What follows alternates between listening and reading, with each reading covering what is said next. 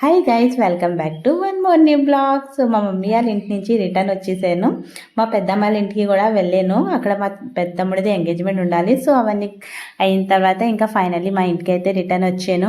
Return వచ్చిన రోజు అయితే మా ఇల్లు నాకు చాలా నీట్ అండ్ క్లీన్గా అనిపించింది. అనుకున్నాను మా హబీ అయితే చాలా నీట్ అండ్ క్లీన్గా పెట్టారు. నిజంగా తనైతే ఇల్లు అయితే చాలా నీట్ అండ్ క్లీన్గా పెట్టారు.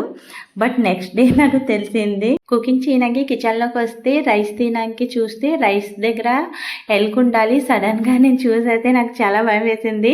ఎలుక ఎలా వచ్చేసింది మా ఇంట్లోని. బట్ ఏదో ఒకలాగా ట్రై చేసి ఎలుకకి అయితే బయటికి పంపించేసాను. ఈరోజు నైట్ డిన్నర్కి అయితే మా హబీ మాకు బయటికి తీసుకుని వెళ్తారన్నారు. బట్ మేము ఎప్పుడు బయటికి వెళ్ళినా నాన్ రోటీ అయితే కంపల్సరీగా తింటాము. సో అదేదో నేను ఇంట్లోనే చేసుకుందాం అనుకున్నాను. ఈరోజు లంచ్లోని మటన్ కర్రీ చేశాను. మటన్ కర్రీ ఉండాలి. ఇంకా మటన్ కర్రీతోని నాన్ రోటీ అయితే చాలా బాగుంటుంది గైస్. సో అందుకే అని మటన్ కర్రీతోని నాన్ రోటీయే బాగుంటుంది అనేసి ఇంకా అప్పుడు నాన్ రోటీ చేస్తున్నాను. సో ఫస్ట్ నేను మైదా తీసి ఫస్ట్ కొంచెం జల్లించేసుకున్నాను. ఇంకా అప్పుడు మైదాలోని కొంచెం సాల్ట్ యాడ్ చేసుకున్నాను. ఇంకా కొంచెం బేకింగ్ సోడా, ఇంకా బేకింగ్ పౌడర్, ఇంకా 2 టేబుల్ స్పూన్ నేను కర్డ్ కూడా యాడ్ చేసుకున్నాను. సో కర్డ్ యాడ్ చేసుకున్న తర్వాత మైదాకి ఫస్ట్ కర్డ్లోనే బాగా మిక్స్ చేసుకున్నాక కొంచెం కొంచెం వాటర్ యాడ్ చేస్తూ మైదాకి అయితే బాగా కలుపుకోవాలి గైస్. సో ఎంత బాగా డో నీట్ చేసుకుంటే నాన్ రోటీకి నాన్ అంతే చాలా సాఫ్ట్గా వస్తుంది.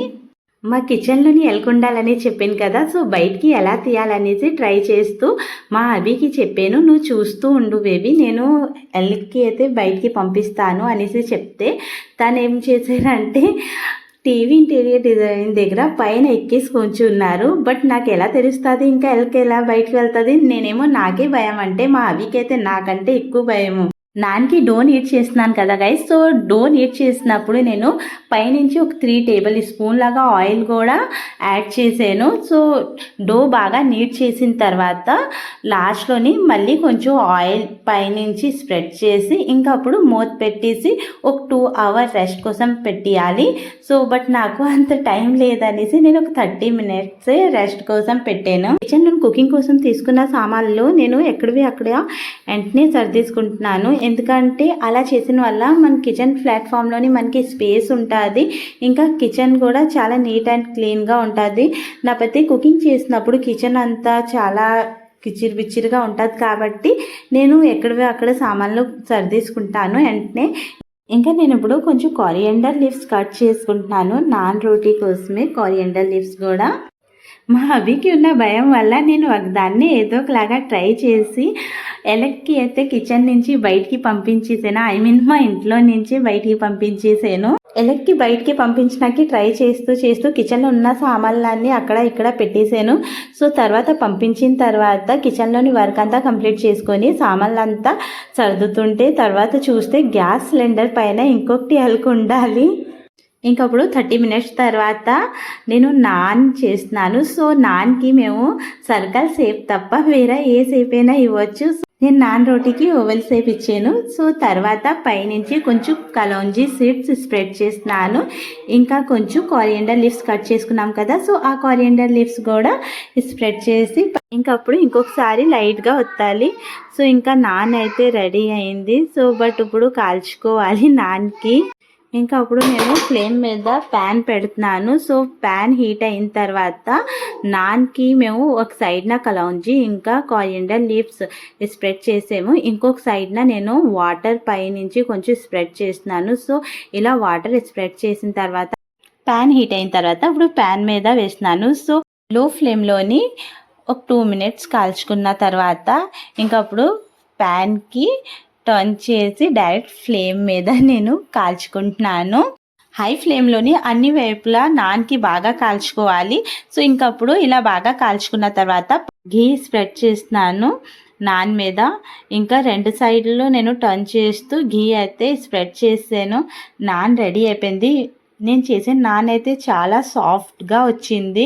సో ఈసారి నుంచి మా హబీ అంటున్నారు నాన్ రోటీ తినిన తర్వాత నెక్స్ట్ టైం నుంచి ఇంకా రెస్టారెంట్కి వెళ్ళక్కర్లేదు, ఇంట్లోనే ఇంత సాఫ్ట్గా ఇంత పర్ఫెక్ట్గా వచ్చింది వివమ్మ నాన్ రోటీ.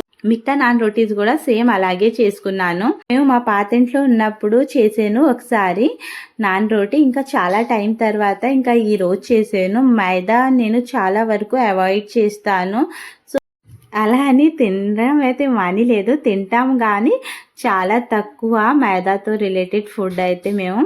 ఇంకప్పుడు ఆఫ్టర్నూన్ చేసిన మటన్ కర్రీ ఉండాలి. సో నేను ఇంకప్పుడు మటన్ కర్రీ కూడా కొంచెం వేడి చేసుకొని ఇంకా సర్వ్ చేసుకుంటున్నాను.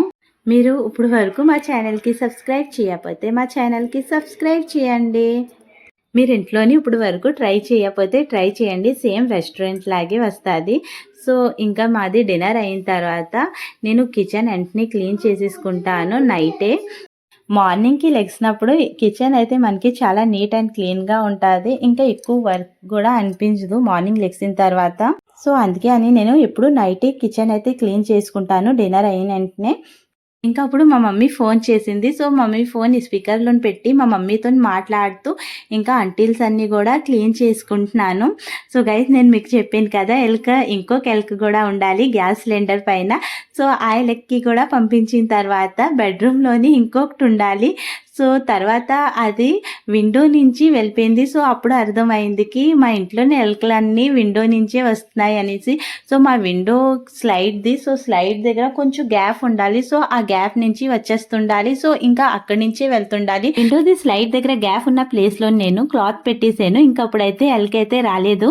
సో గైస్ మీకు మా బ్లాగ్స్ నచ్చితే లైక్ చేయండి, ఇంకా మా ఛానల్కి సబ్స్క్రైబ్ చేయండి.